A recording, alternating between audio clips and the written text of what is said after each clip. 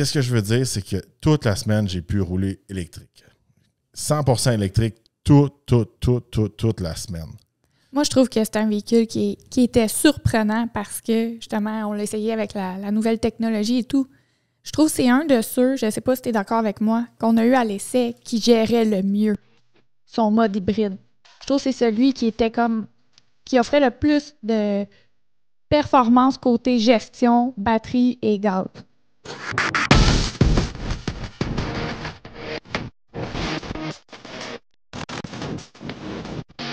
Bienvenue au Torque Podcast. Aujourd'hui, on vous parle de notre essai routier du Mercedes-Benz GLE 450e. C'est quoi ça, un GLE 450e? Le E, c'est pour hybride branchable.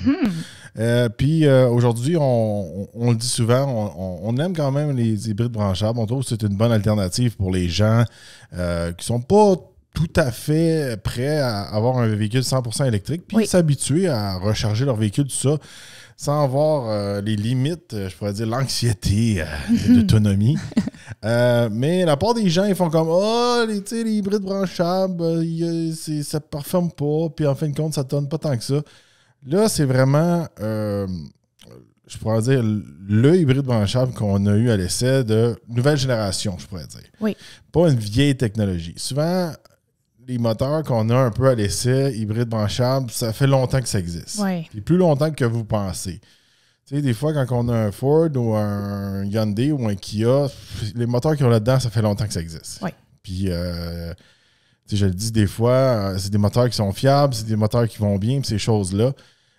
Puis, il y a des gens qui font comme « Ah, il y a plus de trucs dedans, c'est pas fiable, puis ça va coûter plus cher d'entretien. » Moi, je connais beaucoup d'utilisateurs, des gens qui avaient des taxis qui utilisaient ça. Ça durait quand même très longtemps. Oui. Puis, c'était capable de faire un demi-million de kilomètres facilement. Non, c'est ça. Ils ont été testés. Mais c'est toujours des vieux moteurs, petite batterie pas performante, batterie de vieille génération, je pourrais dire. Là, on tombe dans c'est sûr, c'est un véhicule de luxe, mais là, à mon avis, c'était un vrai hybride branchable. Oui, c'était vraiment un autre game. Parlant du GLE, bon, on va vous donner un petit peu des statistiques sur le véhicule. Sous le capot, on a un 4 cylindres de 2 litres turbo, hybride branchable bien sûr, qui développe 381 chevaux, ça c'est combiné avec le système hybride, et 479 livres-pieds de couple. Jumelé à transmission 9 vitesses, on va faire le 0 à 100 en 6,1 secondes. Mais qu'est-ce qui est important là-dedans? C'est pas nécessairement ses performances, c'est son autonomie sur l'électrique. Oui. Hybride branchable, d'habitude, là, ça joue entre 30 à 50 km. C'est pas beaucoup, mais pour beaucoup de gens, c'est assez. Mais là, on a jusqu'à 77 km. Ça s'en vient quand même, mais c'est beaucoup. Très bien. Oh, oui. Puis, qu'est-ce que je veux vraiment préciser de ça? On a plusieurs modes de conduite. Puis moi, la semaine que je l'ai eu à l'essai, j'ai vraiment maximisé mon temps sur le mode électrique. Oui. Puis j'ai été surpris parce que dans mon fameux chemin de test que je fais, c'était un bon combo de toutes les vitesses, je pourrais dire. Oui, puis de côte et tout ça. J'ai des chemins à 30 km/h, à 50 km/h, à 70 km/h et 90 km/h. Mm-hmm. Puis le fameux, je veux dire, le 450e, là, j'étais comme, c'est le fun, il embarque pas trop sur le moteur à gaz, parce qu'il y en a qui ont des modes qu'on peut, j'appelle ça locker, vraiment verrouiller en mode électrique. Oui. Mais quand on a le pied trop pesant ou on va trop vite, le moteur à gaz va venir aider. Oui. Mais lui, c'est pas le cas. Puis il se déplace quand même rapidement, je trouve, pour un mode électrique. Puis là, à un moment donné, c'est ça, je suis allé sur l'autoroute avec, puis là, je l'ai monté jusqu'à une vitesse d'autoroute. Oui. Puis là, j'étais comme, il débarque pas. Non, il est resté en électrique. Puis j'ai vu qu'on peut aller jusqu'à 140 km/h en mode électrique. Habituellement, c'est comme, il y en a que c'est 70, il y en a que c'est 80, il y en a que c'est 100. Tu sais, je donne un exemple, là, un 4XE, là, mode électrique en haut de 100 km/h, là, souvent, il débarque. Ouais. Là, c'est pas le cas. Non. Fait que c'est quoi le résultat de tout ça? Je tombe tout de suite dans le vif du sujet là, avant qu'on fasse notre analyse, là, puis qu'on tombe dans tous les trucs habituels. Parce que des GLA, on en a déjà eu plein dans le passé à l'essai. Oui. Qu'est-ce que je veux dire, c'est que toute la semaine, j'ai pu rouler électrique. 100% électrique, toute la semaine. Moi, je trouve que c'est un véhicule qui était surprenant parce que, justement, on l'a essayé avec la nouvelle technologie et tout. Je trouve que c'est un de ceux, je ne sais pas si tu es d'accord avec moi, qu'on a eu à l'essai qui gérait le mieux son mode hybride. Je trouve que c'est celui qui offrait le plus de performance côté gestion, batterie et gaz. Il y a un meilleur système, il y a une plus grosse batterie que d'habitude, c'est pour ça. Oui. J'ai jamais été capable de rouler toute la semaine avec un hybride branchable. J'ai capable de maximiser. On le dit, là, à un moment donné, on a eu un Grand Cherokee 4XE. Mettons, on compare à ça. Un Grand Cherokee 4XE. Après le même gabarit. Oui, même taille. Le Grand Cherokee, si on l'équipe beaucoup, on peut tomber dans les prix Mercedes. C'est ça. C'est rendu là. On faisait quoi? Du 8-10 litres au 100. Puis je maximisais vraiment toute ma recharge, tout ça. Là, je vous le dis, là, puis là, dans les meilleurs qu'on a eu, c'était... On avait le petit Lincoln Corsair PHEV, qui est une vieille technologie. Je vous rappelle, c'est un moteur de Ford Fusion. Là. Mais ça, je m'en souviens, je l'avais beaucoup aimé. J'avais réussi à descendre dans du 2 litres. Ouais, 2-3 litres au 100. Quand même. Là, moi, j'étais à zéro toute la semaine. Là. J'étais vraiment à zéro. Oh non, c'était vraiment un véhicule qui se manage très J'étais bien. vraiment à zéro. J'ai pas eu de moment que je trouvais ça plate ou je suis pas confortable ou pas sécuritaire d'être en mode, je pourrais dire 100% électrique parce que c'était comme trop lent ou trop dangereux. Tu comprends ce que je veux dire? Oui. Puis la seule exception de la semaine, c'est la seule raison pourquoi que j'ai pris du gaz. Premièrement, quand je suis parti de Montréal pour le ramener ici, ben, j'avais pas pensé de le mettre en mode électrique. Fait que j'avais descendu en hybride. Puis, en revenant, là, le matin, il faisait extrêmement froid. Il faisait un bon moins 11, moins 15. Vous allez me dire, c'est pas si froid que ça, mais c'était quand même froid. Là, il m'a littéralement dit, c'est trop froid pour le mettre en mode électrique. Oui. Mais c'est pas si pire, parce que d'habitude, genre, les autres modèles hybrides branchables, des fois, quand il fait 0, moins 5, ils commencent un peu à rusher. Là, tu vois que le Mercedes, ça y prend un bon moins 10, moins 15, moins 20 pour qu'il n'aime pas ça. Oui. Là, je suis revenu en mode hybride, quand même, parce que j'avais une charge, parce que je l'avais branché. Puis de toute ma semaine, ça m'avait coûté quoi? Je pense que j'allais à tank à gaz, ça m'a coûté 35 $. Fait que ça veut dire que dans toute ma semaine, là, ça, c'est un aller-retour Montréal. Aussi. Ça veut dire que j'ai pris à peu près 15-20 litres environ, là, tu sais, je dis ça vite fait, là. Dans toute ma semaine, dans un gros VUS de luxe comme ça, j'ai jamais vu ça, là. Tu sais, oh non. Passer toute une semaine, puis je l'ai pris tous les jours. J'ai jamais fait autant de millage pour aussi peu d'essence. Puis si la dernière journée, il n'aurait pas fait aussi froid, puis si la première journée, j'aurais plus vu c'était quoi le potentiel de cette auto-là. Mais anyway, je dis, on va voir plus le potentiel. C'est un véhicule qui n'est pas connu des gens. Il n'y a pas grand monde qui sait qu'il existe ce véhicule-là. J'aurais pu facilement mettre aucun gaz dans ma semaine. Puis tu sais, quand j'ai dit que j'ai mis 20-30 $, c'était pour le remettre à plein. Parce qu'il me restait en haut du 3/4 de la tank, là. C'est ça. Fait que c'est facilement... Tu sais, il faut le dire des fois. Tu sais, j'ai eu des feedbacks des fois. Il dit, ben là...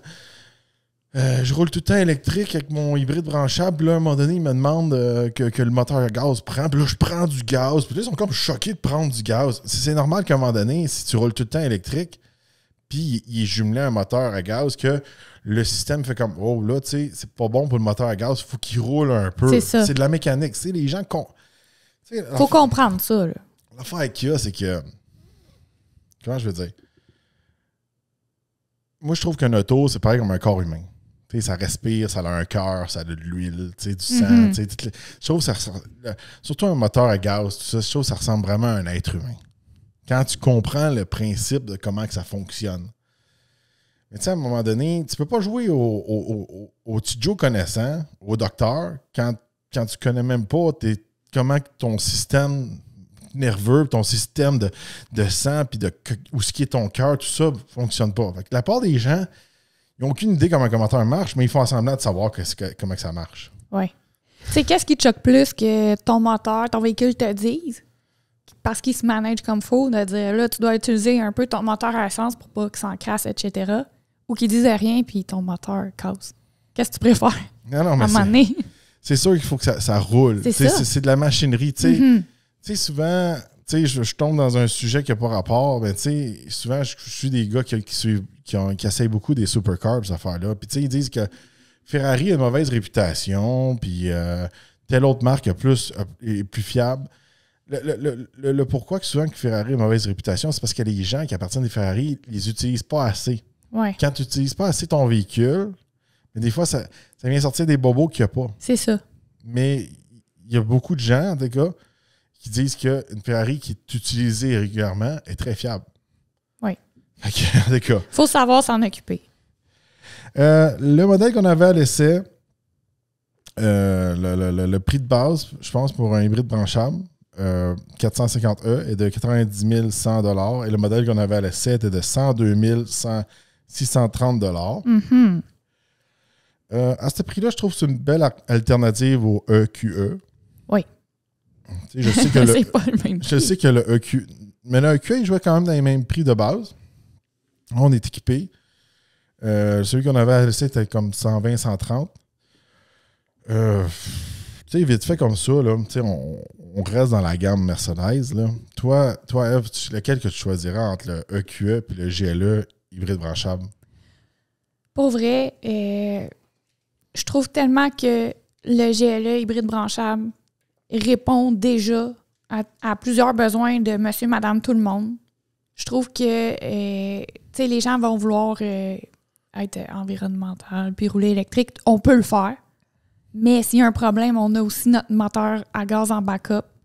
La conduite était le fun à conduire, l'espace et tout. Moi, je trouve que peut-être que le GLE 450 vaut plus son pesant d'or que l'autre modèle. Moi, je trouve que j'ai mieux le design du GLE que le QE. Okay. Aussi. Moi, j'aime pas la shape d'œuf. Je trouve que le QE était plus confortable. Ça, c'est peut-être sûr. plus agréable à conduire aussi avec les roues qui tournent en arrière. C'est sûr que le QE offre plus de performance. C'est un 100% électrique. Par contre, côté pratique, là, oui. Quand on est capable de jouer avec nos modes, puis être intelligent, puis savoir comment sa machine marche, c'est extraordinaire. Tu sais, gars, je vais te donner un meilleur exemple qu'il n'y a pas. On a été fait un road trip jusqu'à Toronto. Je ne m'aurais pas embarqué dans un road trip avec un QE. Non. Avec un GLE 450E, zéro stress. Ah, vraiment? Je vais être pogné dans la tempête, puis aller chercher les chargeurs, là, puis aller m'endormir au chargeur. Oui. Ou aller manger 4 fois du Burger King. Oui. J'aurais détesté faire un road trip avec le QE. Là, lui, on part, puis on n'a pas besoin de s'organiser, puis tout planifié. Go, on y va.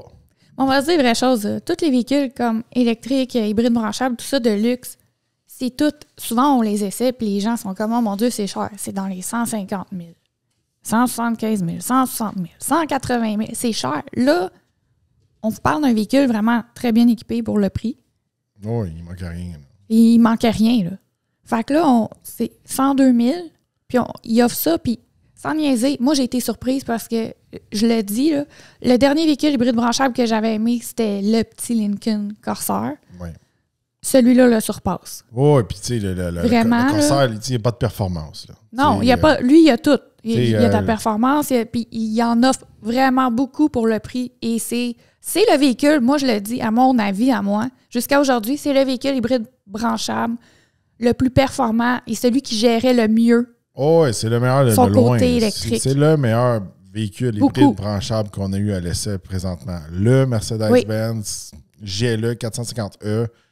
C'est comme, il ne faut pas le négliger. Je sais que, même tantôt, je suis sur le site à Mercedes, et boum, tu tombes tout de suite dans les EQ. Oui, il est là, ils ont annoncé à Mercedes qu'il était supposé être 100% électrique pour 2030, puis là, ça va être peut-être 50%. C'est ça. Mais tu sais, encore là, je regardais des gars, il faut en prendre et en laisser. Mais il y a des gars qui disent, c'était-tu vraiment leur plan ou c'était juste comme une annonce un peu politique pour bien paraître? Parce que de ce temps-ci, les gens aux États-Unis là, sont comme blasés. Là.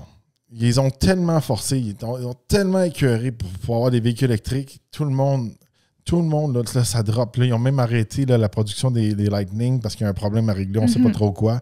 C'est-tu vraiment un problème ou c'est juste qu'ils en ont pompé tellement que là, ça donne à rien d'en pomper plus? Peut-être. Actuellement, là, dans toutes les manufacturiers actuellement, le lithium a perdu 90% de sa valeur. Écoute, je ressens comme si c'est un chaos total chez tous les manufacturiers actuellement. Ils ont pris des décisions, ils reviennent d'abord. Tout le monde, on dirait qu'ils courent comme des poules pas de tête. Là. Ouais. À suivre, là, on va attendre que la crise se calme. Là, mais là, encore, tout le monde est... Encore là, tu sais, comme un hybride branchable, mais mettons que le lithium, il perd sa valeur, ces affaires-là. Mais là, ils peuvent faire un bon petit moteur performant, comme ça. Puis la batterie qu'ils vont mettre dedans, elle va être encore moins chère. Puis là, ils vont pouvoir descendre les prix. C'est ça que le monde veut. Puis même Mercedes les a annoncé, il dit on va continuer à investir dans les moteurs à combustion, puis essayer d'apporter une bonne valeur pour le prix. Pas tes affaires overpriced un peu. Là. Oui. Tu sais, encore là, c'est drôle parce que juste avant le podcast, j'arrêtais pas de voir des affaires sur les Mercedes. Puis le gars, il dit t'en vois-tu souvent des EQ sur le chemin? Moi, je te dis, dans notre coin, il y a un gars. Puis le reste du temps que tu vois un EQ dans notre coin, c'est parce que c'est nous autres qui le conduisent. C'est ça. Non, mais on va se dire la vérité, c'est des véhicules très chers. Moi, je trouve, tu sais, pour le prix, là, oui, c'est cher, 100 000, mais nommez-moi des gros VUS de luxe en bas de 100 000. Bruit de cricket, tu comprends? Il y en a pas vraiment, il n'y en a plus. Tous les véhicules sont rendus extrêmement chers. Lui, pour le prix, pour vrai, puis comment il est fait. Moi, j'ai tout aimé. Il était performant, il était confortable sur la route, il y avait une excellente gestion. Je veux dire, il y a le confort Mercedes, il y avait les super écrans à l'intérieur. Il manquait rien. Puis pour le prix, tout ça, il y en offre tellement que côté pratique, là, ça vaut vraiment le coup d'œil. Si vous cherchez un VUS neuf, de luxe, hybride branchable, allez voir ce modèle-là. Bon, on va parler un petit peu de comment ça prend le temps à recharger le véhicule. Sur un niveau 1, environ 24 heures. Je pense pas que ça a pris ça, nous autres. Puis il faisait froid. Puis on était sur un niveau 1. Puis juste quand il faisait froid, il y avait de la misère à repogner le 100%. Mais le reste, la semaine, sans chargeur, on a eu zéro problème. Non. Puis il reprenait quand même plus vite, j'ai l'impression. Sur un niveau 2, il dit que ça peut être environ 3 heures. Puis sur un niveau 3, moins de 30 minutes. Fait que, tu sais, ça, c'est un autre avantage aussi. T'es pas pogné à... T'es pas dépendant de ton chargeur. Puis, si tu veux maximiser toujours ton autonomie, mais tu peux te brancher un peu n'importe où. C'est ça. Fait que ça, c'est un plus. Côté extérieur, côté intérieur, regardez, c'est des GLE. Extérieur, ça fait un petit bout de temps qu'il est un petit peu comme ça. C'est un beau camion. Oui. Ça va bien. Côté intérieur, confortable, mais je trouve, tu sais, je dis tout le temps ça, le GLE, je trouve qu'on est pogné en dedans. Oui, ben, t'as souvent cette impression-là. Là. Grosse console, je trouve qu'on est à l'étroit. Tu sais, je trouve un exemple, il y a plus d'espace, mettons, dans un Buick Envista. Tu sais, c'est ça que j'aime dans le EQE SUV. Oui, c'est ça. Ils viennent de libérer un petit peu l'espace où il y a la console, parce que le plancher est plat, puis tout le kit, puis il n'y a pas de tunnel au centre. Fait que ça, je trouve que ça libère gros. Le reste, l'espace intérieur, en arrière, puis la valise, c'est standard vraiment à ce modèle-là là, qu'on a vu auparavant. Là, on en a essayé pas mal. Nous, on a essayé le 53 AMG, on a essayé le 63 AMG Coupe. Oui. On a eu le 450 normal à l'essai. Puis c'est pas mal ça. Là. Comme je dis encore, c'est un petit peu leur Grand Cherokee. Là. Si vous êtes mélangé avec les lettres chez Mercedes, là, c'est environ cette grosseur-là. Il y a beaucoup d'options aussi chez Mercedes. C'est facile de monter le prix avec les roues, les peintures, tout ça. Il y a 10 000 options. Tu sais, l'ajustement des bancs, tout ça, dans la porte, tout le monde connaît un peu ça chez Mercedes. T'sais, le reste, le confort, tout ça était là. C'est sûr, toi, tu trouvais que tu étais coincé pour quelqu'un qui est un gabarit plus normal, pas géant. Vous allez être confortable dans le véhicule, vous allez avoir masse d'espace. Puis, c'est le fun, comme tu dis, on peut tout le personnaliser, mais il y a tellement d'options, là. C'est ça hein, qui fait jouer le prix, souvent, de beaucoup, là. Ouais. Mais le modèle qu'on avait était quand même, tu sais, était vraiment très bien équipé, là. Fait qu'encore une fois, je trouve que c'est vraiment un des meilleurs systèmes hybrides branchables qu'on a eu jusqu'à présent. C'est sûr certain que c'est un Mercedes, c'est pas pour monsieur tout le monde, je pourrais dire. Mais si vous regardez un véhicule de luxe que vous voulez pas prendre trop d'essence, tout ça, vous faites beaucoup d'allers-retours, mettons à la maison, vous n'allez pas très loin, vous avez une place pour vous recharger. Ce serait pas peut-être l'idéal. Pour faire de la grande route, c'est pas si pire. Là, c'est pas vraiment un véhicule citadin. C'est sûr et certain qu'il est dans son élément en ville pour maximiser sa distance. Pour être dans le trafic, ces choses-là, en mode électrique, tout ça, fantastique. Mais c'est de loin celui qui a les meilleurs modes, celui qui maximise le plus son système électrique. Oui. Puis c'est ça. Si vous savez qu'est-ce que vous faites avec votre machine, vous pouvez la pousser au maximum. C'est typique un peu allemand, là, je pourrais dire. Ils disent tout le temps, hein, les véhicules allemands, c'est fait pour ceux qui connaissent un petit peu plus leur machine, comment l'exploiter plus, comment bien l'entretenir. Puis ils disent tout le temps, des véhicules japonais, c'est fait pour des idiots qui n'entretiennent pas leur véhicule, puis qui connaissent un peu moins leur auto. Là. C'est comme ça que les ingénieurs pensent. Bon. Non, mais tu sais, j'ai déjà dit, mais la mauvaise réputation des véhicules allemands, c'est parce que les ingénieurs, eux autres, s'attendent qu'on l'entretienne comme eux autres s'attendent. Sur la coche, c'est ça. Un japonais, eux autres, sont comme... Si tu l'entretiens ou non, faut qu'il t'offre. Ils s'attendent que tu skippes un changement d'huile. Ils s'attendent que tu le laisses dans un container puis tu le ships en Afrique. Ah.